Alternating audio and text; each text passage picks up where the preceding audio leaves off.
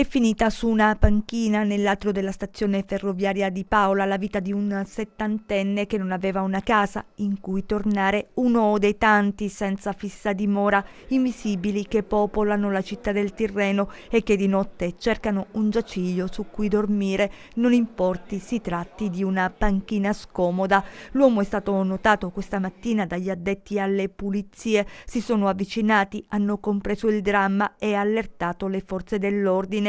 Che cosa è successo? È stato un malore a stroncare l'esistenza del settantenne? È accaduto altro? Si poteva salvare?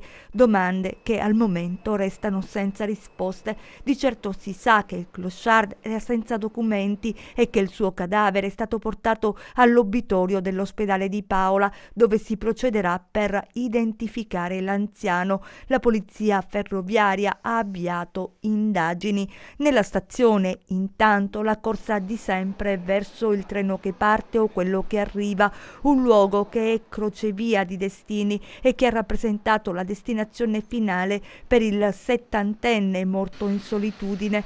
La tristezza di chi oggi si è imbattuto nel fagotto immobile coperto alla meno peggio sulla panchina per ripararsi dal freddo, l'ultima notte di indifferenza in cui quel passato solo da lui conosciuto si è confuso con il presente. Nel buio il futuro è svanito, consegnando alle forze dell'ordine il cadavere di un uomo senza identità.